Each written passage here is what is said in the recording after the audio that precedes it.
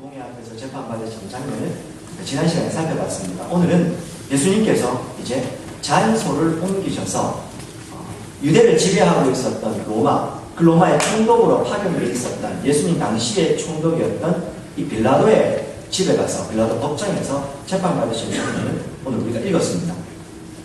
지난 시간에 잠깐 말씀을 드렸습니다만 예수님이 재판받으시는 과정이 굉장히 복잡하다는 말씀을 드렸는데 기억하시는지 모르겠습니다. 그 예수님의 재판은 크게 두 가지로 벌어졌다고 했습니다. 첫 번째는 종교적인 재판이 진행됐고 두 번째가 정치적, 법률적 재판이 있었다. 종교적인 재판을 또 나누어 보면 가장 먼저는 전직 대제사장이었던 암나스에게, 이 요한복음에 나옵니다.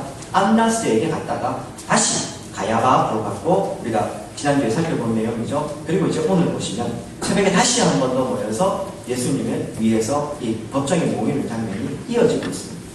그리고 이제 이어서 정치적인 법률적인 재판은 가장 먼저는 그 빌라도의 앞에서 재판을 받고 그 다음 헤롯 왕에게 가서 다시 재판을 받습니다. 이건 누가복음에 등장을 합니다. 그리고 다시 빌라도 앞에서 재판을 받게 됩니다. 오늘 마가복음에서는 이 빌라도에게 재판받으신 장면만 나오는 거죠. 우리가 마태, 마가, 누가, 요한 4복음서를 예수님이 십자가에 죽으시는 이 장면들을 읽다 보면 여러 가지 장면들을 교차하시는 걸 보시게 됩니다. 참 놀라운 건 이 복잡한 재판의 절차들이 불과 하룻밤 사이에 다 이루어졌다는 것입니다. 그리고 더 놀라운 건 이 모든 재판의 과정이 다 불법적이었고 증거는 하나도 채택될 만한 것이 없었다는 사실이었습니다. 오늘 예수님께서 이 빌라도에게 이제 종교적인 재판을 넘어서 정치적으로, 법률적으로 사형을 얻어가는 장면입니다. 본문 1절 보십시오. 새벽에 대제사장들이 즉시 장로들과 서기관들 온 궁예와 더불어 다시 의논하는 모습이 나오고 예수님을 결박한 후에 빌라도에게로 넘겨주는 장면이 나옵니다. 이미 우리가 살펴본 대로 지난 시간에 보면 이 사람들이 산헤드린 공회에서 예수님의 사형을 언도를 했습니다. 그런데 새벽에 왜 갑자기 또 모여가지고 그들이 의논을 하고 이 빌라도에게 예수님을 보내고 있을까? 첫 번째로는요, 사형에 합당한 죄목을 찾기 위해서입니다. 유대의 법정 산헤드린 공회에서 예수님은 신성모독죄, 자칭 하나님의 아들이라 스스로 그렇게 이야기한다고 해서 사형 언도를 하긴 했지만 그건 유대의 종교법에 해당할 뿐이고 당시 로마법에서 이 신성모독은 그렇게 큰 죄가 되지를 않았습니다. 이 죽일 죄는 아니었다는 말씀이죠. 산헤드린 공회가 아무리 위세가 등등해도 그들도 피지배 민족이 있을 뿐이고 그들은 종교적인 일상적인 영역에서 잘못한 사람들을 처벌할 권한을 가졌을 때 사형시킬 권한을 가지질 못했을 겁니다. 그래서 누군가를 사형을 시키기 위해서는 그 사형에 합당한 죄목이 반드시 필요했고 이 로마 법정에서 확인을 받아야 했던 겁니다. 근데 신성모독으로는 이해 안 되거든요. 그래서 새벽에 다시 모였습니다. 그리고 빌라도에게 어떤 죄목으로 아뢰는지 그리고 오늘 본문에 보시면 예수님은 빌라도가 유대인의 왕이냐 이렇게 묻고 있습니다. 아마 고발을 할 때 공소장을 적을 때 아마 거기다가 유대인의 왕이라고 했기 때문에 정치적인 반역죄를 저질렀다는 겁니다. 로마의 황제가 있는데 스스로 로마의 지배를 받는 식민 지배임을 거부하고 스스로 유대인의 왕이라고 했다. 반역했다. 그게 이제 죄목이었던 것이죠. 두 번째로는요. 당시 로마의 법정은 해가 뜨는 새벽녘에 열렸다고 합니다. 그런데 그 앞에서 말씀드린 대로 지금 산헤드린 공회가 진행하고 있는 이 모든 재판 과정이 불법입니다.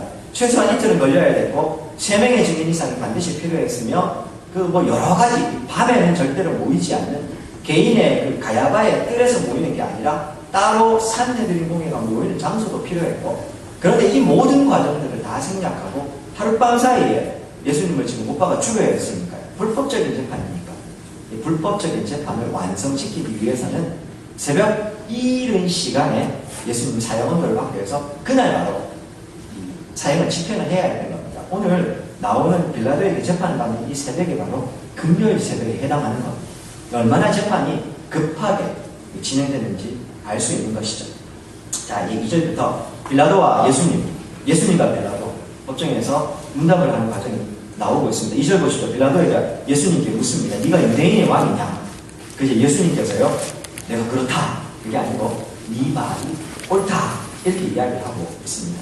그리고 그 다음 대제사장들이 와서 이 유대인의 왕이냐라고 얘기하자마자 뒤쪽에 가보면 빌라도는 이게 사형에 해당하는 죄인지 나는 여기 이 사람에 대해서 죄를 찾지 못했다 이런 장면이 등장을 합니다. 그랬던지 3절, 4절, 5절 보시면 대제사장이 빌라도에게 예수님을 사형을 받게 하기 위해서 여러 가지 죄목들과 고발의 내용을 전하고 있습니다. 3절 대제사장들이 여러 가지로 고발을 합니다. 4절 보십시오. 빌라도가 또 물어 이르되 아무 대답도 없느냐? 그들이 얼마나 많은 것으로 너를 고발하는가 보라. 아마 이 새벽녘에 모여가지고요, 자기들끼리 사연을 받게 하기 위해서 어떻게 해야 될지를 치밀하게 모의했던 것 같고, 예수님을 더 이상 빠져나갈 수 없는 이 브론톤으로 빠뜨리는 겁니다. 그래서 여러 가지로 고발을 합니다. 5절 보십시오. 예수님은 여기에 대해서 아무 말씀으로도 대답하지 않았고, 빌라도는 여기에 대해서 놀랍게 여기는 겁니다. 예수님께서요, 빌라도가 네가 유대인의 왕이냐 이렇게 물으니까 이 말이 옳도다 요건 대답을 하시지만 그 이외에 고발된 내용에 대해서는 전혀 말씀을 하시지를 않습니다. 예수님 유대인의 왕이십니다. 물론 유대인들이 생각하고 빌라도가 생각하는 그런 정치적인 왕은 아니셨지만 예수님은 분명히 유대의 왕이시여 온 세상을 다스리시는 임금이십니다. 오늘 우리의 왕이십니다. 그러시니 예수님은 스스로 그렇다 대답을 하십니다. 그러나 그들과 그 너희들이 생각하는 그런 왕은 아니다. 주님 분명히 말씀하십니다. 요 내용이요 보다 좀 선명하게 나오는 데가 요한복음에 나옵니다. 요한복음 18장 34절부터 38절 사이에 보시면 예수님께서 빌라도가 네가 유대인의 왕이냐 이렇게 물으면 맞긴 맞는데 네가 생각하는 그런 왕은 아니다 이러면서 분명히 풀어주시는 장면이 나옵니다. 그 중에 36절 요한복음 18장 36절만 읽어드리면요, 예수께서 대답하시되 내 나라는 이 세상에 속한 것이 아니니라. 만일 내 나라가 이 세상에 속한 것이었더라면 내 종들을 싸워 나를 유대인들에게 넘겨지지 않게 하였으리라. 이제 내 나라는 여기에 속한 것이 아니니라 하면서 빌라도에게 분명히 그 법정에서 예수님이 왕은 왕이지만 너희들이 생각하는 그런 왕이 아님을 예수님께서 천명을 하고 계셨습니다. 그리고요, 다른 질문들, 다른 고발한 내용에 대해서는 아무런 대답도 안 하시는 겁니다. 스스로 왕이시기 때문에 거기에 대해서는 yes 답을 하시지만 그 이외의 죄목들에 대해서는 침묵으로 일관하고 계시는 겁니다. 이상하지 않습니까? 빌라도도 놀라고 있습니다. 보통 법정에서는요, 누군가가 이 치열한 법리 공방이라고 하죠. 고발을 하는 사람이 있으면 조금이라도 거기에 대해서 자기가 무죄한 것을 밝히려고 또 논쟁을 하기 마련인데 예수님 오늘 침묵하십니다. 이유가 뭐라고 했습니까? 지난주에도 살펴봤습니다. 이사야서 53장 7절. 그가 곤욕을 당하여 괴로울 때에도 그의 입을 열지 아니하였으며 마치 도수장으로 끌려가는 어린 양과 털 깎는 자 앞에서 잠잠한 양같이 그의 입을 열지 아니하였다. 성경에 예언되어 있는 대로 예수님은 그 길을 걸어가시는 겁니다. 안 죽으실 수가 없는 것 아닙니까? 죽으셔야 우리가 구원받지 않습니까? 예수님이 십자가에서 죽으셔야, 그리고 부활하셔야 우리가 우리의 죄에서 우리가 구원받을 수 있는 것 너무나도 잘 알고 계실 겁니다. 그러니 예수님께서는 오직 이 십자가에게 침묵으로 걸어가고 계시는 겁니다. 다르게 말하면 하나님께서 이미 정해놓으신 그 길을 철저한 순종으로 걸어가고 계시는 겁니다. 지난주 살펴봤던 가야바의 집에서도 산헤드린 공회 앞에서도 그러하셨으며 오늘 빌라도 앞에서도 예수님은 철저하게 침묵하시며 순종하며 걸어가십니다. 지난주에 충분히 나누었기 때문에 순종하시고 철저하게 이 침묵으로 가시는 이 주님의 모습에 대해서 더는 우리가 강조하지 않겠습니다만, 사랑하는 여러분, 성도가 십자가의 길을 걸어감에 있어서 철저한 순종, 침묵이 필요함을 기억하시는 오늘 주일이었으면 합니다. 하나님의 뜻이 우리의 삶 가운데 이루어지기 위해서, 다르게 말하면 오늘 우리 성도님들께서 이 땅을 예수님의 제자로 자기 십자가 지고 주님의 길을 쫓아가기 위해서는 침묵이 필요하고 철저한 순종이 필요하다는 겁니다. 그렇게 해야 내 삶 가운데 주의 뜻이 이루어지고 주님의 나라가 이루어지는 것입니다. 부르심의 자리에서 하나님 나라를 세워가기 위해서 침묵하고 순종하지 않으면 그것은 이루어지지 않습니다. 그런데 사실은 여전히 죽지 않는 내 자아 때문에 그게 힘들어서 말씀을 가까이 하는 게 필요하고 은혜를 사모하는 게 필요한 것 아니었습니까? 바라고 소망하기는. 사랑하는 여러분, 2019년도 한 해도 우리가 하나님의 말씀대로 내 십자가 지고 주님을 쫓아가실 때 침묵하시고 순종하시는 걸어가는 우리 성도님들 되시기를 주의 이름으로 축원드립니다. 또 한 가지는요, 오늘 이 재판받은 과정들을 보고 있으면 침묵하시는 주님, 그리고 막강한 권력으로 예수님을 몰아붙여서 사형으로 몰고 가고 있는 세상의 권력, 이 두 세력을 놓고 보면 예수님은 참 무기력하신 것 같고 세상의 법정은 참 힘이 센 것 같습니다. 오늘 성도가 당하는 현실도 그런 것 같습니다. 우리 눈앞에 닥쳐있는 이 세상의 모습이 그렇지 않을까 생각을 해봅니다. 돈은 힘이 셉니다. 권력은 힘이 셉니다. 그렇지 않습니까? 하나님은 멀리 계신 것 같습니다. 사실 기도할 때요, 아랫배 힘 딱 주고 하나님 앞에, 하나님, 내가 아무것도 없어도 내 백은 하나님이십니다. 이렇게 얘기를 하지만요, 돌아서 가지고요, 세상에서 이분이 뭐 어디 누구십니다. 이렇게 얘기하면요, 죄송합니다. 목사님, 저도요, 인사하는데 고개가 한 5도, 10도 정도 더 숙여지는 건 사실입니다. 그 악수할 때도 조금 더 이렇게 힘을 조금 더 주게 됐고요. 어쩔 수가 없는 겁니다. 권력은 힘이 세고 돈은 힘이 있습니다. 세상은 막강해 보이고 반대로 하나님은, 예수님은 참 힘이 없고 무기력해 보입니다.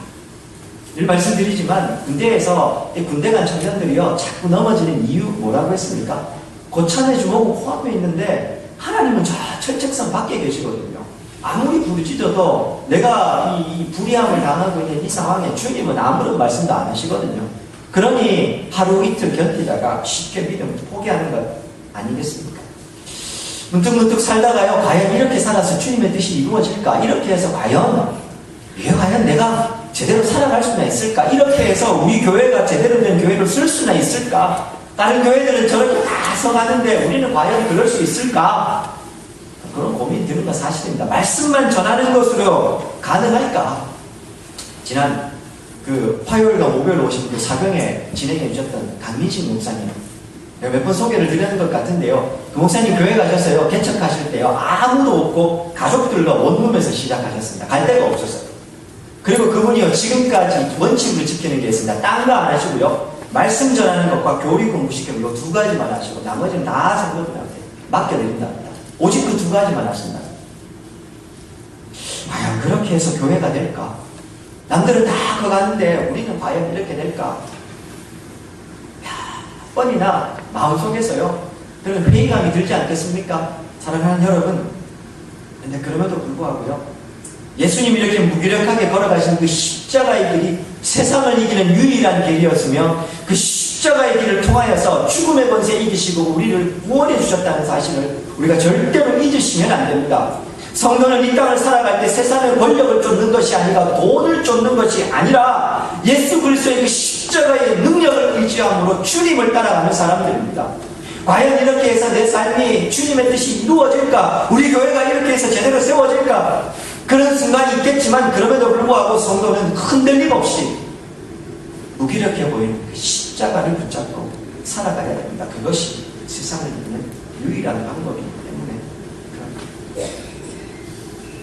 이제 이어지는 6절부터 15절에 보시면요, 최종적으로 사형이 선고되고 예수님이 이제 사형으로 십자가로 넘겨지는 장면이 나옵니다. 6절, 명제되는 백성들이 요구하는 대로 죄수 한 명을 도와주는 전례가 있었고, 거기에 보면 밀란을 꾸미는 중에 살인을 하고 붙잡혀온 바라바라는 죄인이 한 명 있어서 이 빌라도가 바라바와 예수님 두 명을 세워놓고 내가 누구를 풀어주기를 원하느냐, 그렇게 이야기하는 장면이 이어지고 있습니다.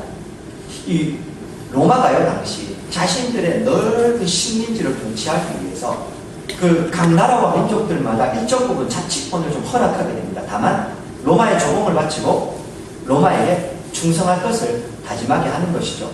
그도 그럴게요. 모든 길은 로마로 통한다. 그 로마가 길을 그렇게 잘 닦았던 이유가요, 문제가 생기면 그 잘 바뀐 길을 통해서 로마 군대를 빨리 파견하고 반대로 그들이 충성할 때 거기서 나오는 각종 조공을 빨리 제대로 받기 위해서 그 행정 제도를 정비하고 길을 정비한 거였습니다. 그 로마였기 때문에 자치권을 충분히 허용을 해줍니다. 사내들공에도 그런 의미에서 자치권을 부여받은 것이고, 또 그런 유화 정책 중에 하나로 명절을 당하면 이 유대 사람들에게 죄수 중에 한 명을 그들이 원하는 대로 풀어주는 관례가 있었다고 성경은 이야기를 하고 있습니다. 빌라도가 전례대로 사람들 앞에 나와서 예수님과 바라바를 세워놓습니다. 근데 이 바라바에 대해서는요, 알려진 게 별로 없습니다. 오늘 여기 등장하는 게 전부인데, 밀란을 일으켰고 살인해서 체포됐다 하는 걸 보면 아마도 이 사람은 그 열심 당원 중에 한 명이 아니었을까 학자들은 생각을 합니다. 그래서요, 이 로마의 통치에 반대를 해서 이 민중 봉기를 일으키다가 붙잡힌 게 아닐까, 보통 그렇게 봅니다. 자, 그렇게 붙잡혀 어쨌든 살인자 바라바와 예수님이 동일 선상에 서서 이 예수님 앞에 서 있습니다. 그런데요, 오늘 이후에 어떤 일이 벌어지고 있습니까? 10절 보십시오. 이는 그가 대제사장들이 시기로 예수를 넘겨준 줄 알미었더라. 이 빌라도는요, 예수님이 지금 시기 때문에 제사장들이 시기로 여기 있는 것, 사형받을 사람이 아니라는 걸 빌라도도 알고 있습니다. 여기 알미러라 라고 하는 게요, 미완료 과거형입니다. 이미 빌라도는 옛날부터 재판을 하기 전부터 예수님이 죄가 없다는 사실을 그는 이미 알고 있었다, 이 말이 되는 겁니다. 그래서 예수님을 아마 풀어줄 요량이었던 것 같습니다. 9절을 보십시오. 그래서요, 빌라도가 먼저 군중들에게 제안을 합니다.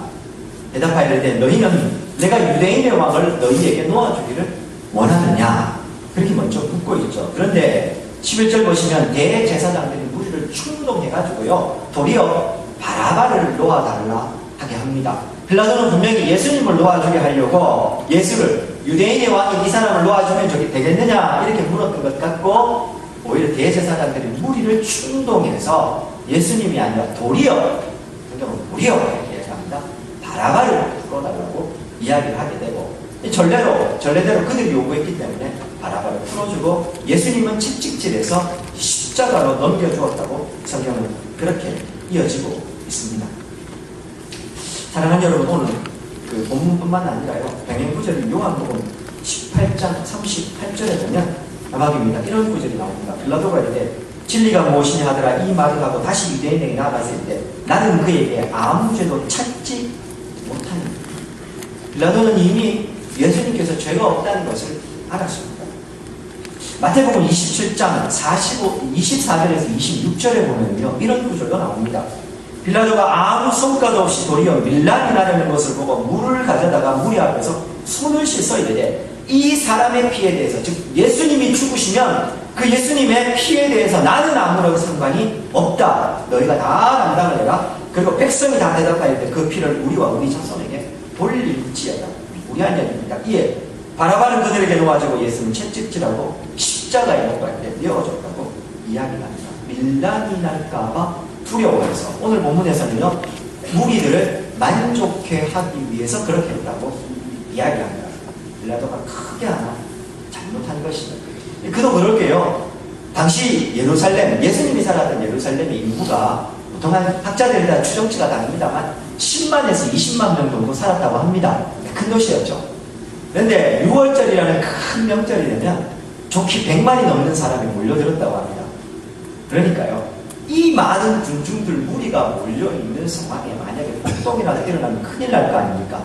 더군다나 이 식민지를 다스리는데 파견된 총독이어야 될 첫 번째 임무가 뭐냐 하면요, 식민지의 안정화였습니다. 평안하게 다스리는 게 총독이 해야 될 첫 번째 의무였다는 것입니다. 당연히 지금 백성들이 그 앞에 서가지고요, 바라바를 달라고 이야기를 하고 예수님 십자가에 못 박으라고 부르짖으니까 무리에게 만족을 주기 위해서, 마태의 증언에 의하면 밀란이 날까봐 두려워해서 이 바라바는 풀어주고 예수님은 십자가에 못 박게 되었다고 오늘 본문에 이야기를 하고 있습니다. 사랑하는 여러분, 오늘 교회에서요, 의사결정을 할 때 제일 많이 사용되는 방법이 뭡니까? 이야기하다가 안 되면 제일 마지막에 뭐 합니까? 다수결로 하죠. 다수결 합시다. 더 많은 사람이 하는 걸로 봅시다. 그렇게 이야기합니다. 저는 다수결이 틀렸다고 생각하지 않습니다. 다수결을 통해서도 하나님이 역사하신다고 믿습니다. 왜냐하면 교회의 주인은 하나님이시고 사람이 잘못된 결정을 내리고 실수할지라도 심지어 그 실수와 잘못까지도 하나님은 당신이 일하심에 방편으로 삼으실 수 있다고 믿습니다. 그러나 그렇다고 해서 우리가 실수할 필요는 없는 것이죠. 다수결이 하나님의 일하심의 방법 중에 하나는 될 수 있지만 다수결이 하나님의 일하심의 모든 방법은 될 수 없을 것입니다. 다수결을 교회의 일을 처리하는 유일한 방법이요 가장 권위 있는 방법이라고 생각하면 그건 성경적인 가치 판단이 될 수 없음을 기억하셔야 합니다. 그래서 지금 굉장히 주의 깊게 말씀을 드립니다. 독재하겠다는 이야기가 아니고요. 다수결이 가지고 있는 맹점에 대해서 이야기를 하고 있는 겁니다. 올바른 결정을 내려야 될 순간에 다수결이라는 이름으로 얼마나 많은 교회에서 엉뚱한 결정을 내리는지 모릅니다. 그렇지 않습니까? 다수결이 모든 것을 다 해결해 주지 않는 겁니다. 중요한 것은 하나님의 뜻이 우리의 삶 가운데 이루어지도록 기도하고 겸손하게 그 뜻을 기다리는 것이지 그 다수결이 하나님의 뜻으로 밀어붙이면 안 된다는 것입니다. 오늘 본문에 보시면요. 누가복음 23장에 보면 4절, 14절, 22절에 보면 빌라도가요 예수님의 무죄함을 3번이나 확인하는 장면이 나옵니다. 누가복음의 그 23장에 보면 4절에서도 빌라도가 대제사장들과 무리에 이르되 내가 보니 이 사람에게 죄가 없다. 14절에서도 이르시되 내가 이 사람이 백성을 미혹하는 자라 하여 내게 끌고 왔도다. 보라 내가 너희 앞에서 신문하였으되 너희가 고발하는 일에 대하여 이 사람에서 죄를 찾지 못했다. 22절에서도 빌라도가 3번째 말하되 이 사람이 무슨 악한 일을 하였느냐 나는 그에게 죽일 죄를 찾지 못하였다. 때려서 놓으리라. 그걸 놓아주겠다. 근데 결국에는 그렇게 하지 못하게 됩니다. 수많은 군중들이 이야기하니까요. 마태복음 27장 19절에 보면은요, 심지어 빌라도의 아내조차 와서 내가 꿈에 이 사람 때문에 많이 내가 애를 썼습니다. 총독이 재판석에 앉았을 때 그네 아내가 사람을 보내 말합니다. 저 옳은 사람에게 아무 상관도 하지 마소서. 오늘 꿈에 내가 그 사람을 위해서 애를 많이 썼습니다. 그렇게 있음에도 불구하고요. 빌라도는 잘못된 결정을 내리게 되는 겁니다. 사랑하는 여러분, 교회는 하나님의 뜻이 이루어지는 공간이어야 합니다. 사람의 뜻이 이루어지는 사람의 뜻에 의해서 움직여지는 곳이 되어서는 안 될 겁니다. 다르게 말하면 교회에서 어떤 의견을 내실 때나 어떤 일을 하실 때는 항상 이것이 내 생각이 옳은가가 아니고 하나님의 뜻에 이것이 맞는지 틀리는지를 고민하는 시간을 반드시 가져야 한다는 겁니다. 하나님의 뜻을 아는 방법이 말씀을 가까이 해야 그 말씀이 뭔지를 무엇이라 말씀하는지 알아야 되고 은혜 가운데 있어야 가능하지 않겠습니까? 사랑하는 여러분, 우리가 한순간 깨어있지 못하면 넘어질 수 있음을 이렇게 계속 살펴보았습니다. 오늘 이 빌라도에 의해서 사형 선고를 받으시는 예수님의 모습 가운데요, 하나님의 뜻이 우리 가운데 이루어질 때 우리도 주의해야 될 것이 있는 것 같습니다. 많은 사람들이 요구하고 요청한다고 해서 그것이 하나님의 뜻을 대변할 수는 없음도 우리는 기억해야 됩니다. 다시 말씀드리지만 다수결하지 않겠다는 게 아닙니다. 필요하지만 그것이 하나님이 일하시는 방법 중에 하나로 생각해야지 그것을 마치 하나님의 뜻인 양 이야기해서 곤란하다는 것입니다. 모든 사람이 다 원해도 때때로 하나님께서 원하지 않으면 노라고 말해야 될 순간이 있다는 말씀입니다. 사랑하는 여러분, 다시 말씀드립니다. 교회는 하나님의 뜻에 의해서 세워지고 운행되어져야 하는 것입니다. 뿐만 아니라요, 오늘 이 빌라도가요 14절에 보십시오. 빌라도가 이르되 어쩌이냐 무슨 악한 일을 하였느냐 하니 사람들이 더욱 소리 지르되 십자가에 못 박게 하소서 그렇게 이야기를 하고 있습니다. 이 군중들 불과 얼마 전 5일 전입니다. 예수님께서 예루살렘에 입성하실 때 호산나 다윗의 자손이여 예수님을 찬양했던 군중들이었습니다. 예수님의 행하신 이적에 열광했던 사람들이요, 예수님의 가르침에 아멘했던 사람들이었습니다. 그런데 이 사람들 지금은 이 법정 앞에 서서요, 오히려 풀어주려고 하는 빌라도를 막아서고 더욱 큰 소리로 예수님을 십자가에 못 박으라고, 예수님을 죽이라고 이야기를 하고 있는 겁니다. 저는 이것이 세상의 모습이라고 생각을 합니다. 항상 세상은 교회에 대해서 양면성을 가질 수 있음도 우리 늘 기억해야 될 겁니다. 교회는 항상 세상 속에 자리를 잡아야 됩니다. 왜 그렇습니까? 하나님의 나라는 세상 속에서 이루어지는 거기 때문에 그렇습니다. 내가 살아가는 일터에서, 가정에서 하나님의 나라가 이루어지는 겁니다. 그렇기 때문에 세상 속에 있어야 되는데, 당연히 세상 속에 있는 교회는 세상 속에 조화롭게 있어야 되고, 때로 그들을 포용하기도 하고 적극적으로 그들을 맞이해 주어야 하는 것, 그건 맞습니다. 그러나 오늘 이 빌라도 법정에 있었던 이 군중들의 모습이 세상의 모습이라고 우리가 생각을 한다면, 그 세상이 언제든지 우리를 대적해서 돌 던질 수 있는 그곳임을 기억하셔야 한다는 겁니다. 다시요, 우리가 항상 열린 마음으로 세상을 포용하고 끌어안고 그들과 조화로운 삶을 살려고 노력해야 하지만, 동시에 그들이 항상 우리의 편일 거라고 생각하고 항상 우리를 잘 대해줄 거라고 생각하면 안 됩니다. 오늘 판요했던 저들이 내일 돌아설 수 있음을 기억해야 하는 겁니다. 다른 여러분, 이 말씀을 왜 드리냐 하면, 교회가요, 구제단체는 아니지 않습니까? 잘 들으셔야 됩니다. 교회는 구제도 해야 됩니다. 그러나 그 구제는 하나님의 나라와 의를 위해서 하는 것이지, 구제 자체가 목적이 되어서는 안 될 것입니다. 섬김과 봉사도 필요하지만 그것도 주의 나라와 의를 위한 것이지, 그것 자체가 목적이 되어서는 안 될 겁니다.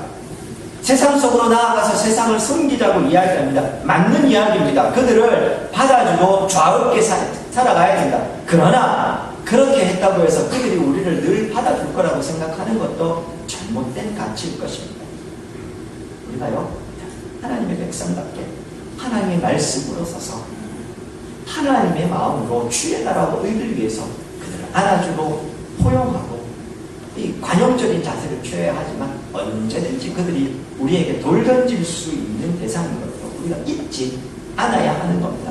세상 속에 살아가지만 성도로서 정체성을 지키라는 말입니다. 우리의 삶의 원칙과 법칙은 하나님의 말씀이 되어야 된다는 말씀입니다. 그들에게 너무 빠져서 그 세상 속에서 마치 그들이 교회를 대단하게 세워줄 것처럼 생각해서 안 된다는 말입니다.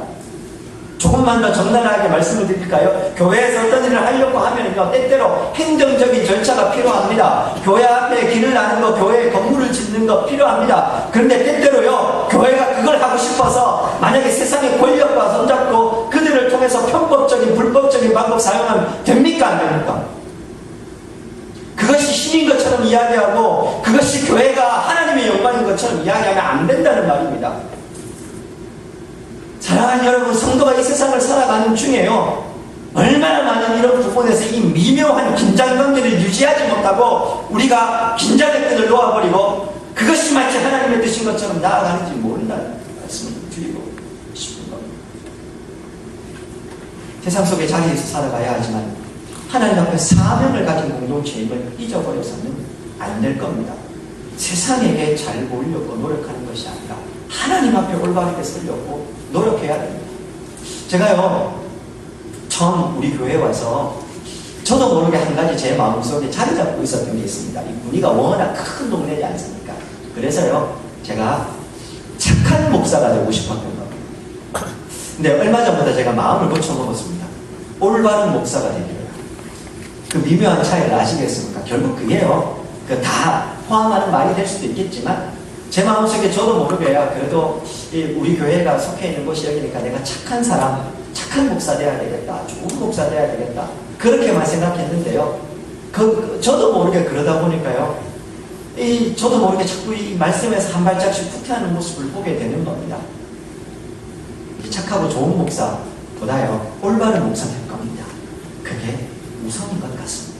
하나님 앞에 올바른 사람이 곧 하나님 보시기에 좋은 사람, 하나님께서 선하게 여기시는 사람이 될 겁니다. 마찬가지입니다. 우리 교회가요, 세상에 잘 보이기보다 하나님 앞에 올바른 교회로 세워지면 자연스럽게 세상도 따라오게 될 것이요, 저들도 우리를 인정하게 될 것이요, 하나님의 나라와 의는 우리 가운데 이루어질 것입니다.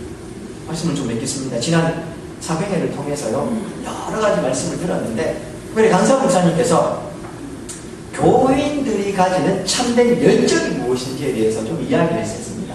목요일날 밤에 차든지 더욱든지 하라고 라오디게아 교회 이야기를 하면서 기억하시는지 모르겠습니다. 근데 이 라오디게아 교회 차든지 더욱든지 하라 할 때, 이 덥게 하다, 뜨겁게 하다, 그걸 마치 우리가 그 신앙의 뜨거움을 가지고 막 열심히 기도하고 통성기도 하고 열심히 찬양하고 이런 거 아니라고 했습니다. 차덥지 더욱든지는 일관성을 가진 한 마음을 가지고 하나님 앞에 신앙생활 하라, 그거라고 말씀을 드렸습니다. 오직 말씀, 오직 은혜, 그 한 가지 가치를 붙잡고 변함없이 그 모습으로 올곧게 나아가는 것, 그것이 성도가 가질 수 있는 참된 열정, 그것이 교회가 가지는 참된 교회의 열정이 될 수 있다는 이야기, 참 공감되는 이야기였습니다. 크게 뜨겁게 찬송한다고 해서 그것이 열정이 될 수는 없어요. 그것만이 열정은 될 수 없습니다. 하나님을 향해서 변하지 않는 마음, 한 마음을 가지고 주께서 내게 말씀하시는 것에 아멘하고 누가 뭐라 해도 그 길을 한 걸음 한 걸음 또각 걸어가는 것. 주께서 내게 말씀하신 게 있으면 그것이 억울해도 예수님처럼 순종함으로 신묵함으로 그 길을 온전히 충성스럽게 걸어가는 것, 그것이야말로 참된 열정이 될 수 있을 겁니다. 오늘 말씀을 좀 맺으면서요, 오늘 그 열정을 우리가 좀 가지는 교회였습니다. 세상은 언제든지 변할 수 있습니다. 그러나 그 세상 속에서 무기력해 보이는 그 십자가가 결국에는 세상을 이기는 구원의 능력, 하나님의 참된 능력이 됨을 우리는 앞으로 살펴보게 될 것입니다.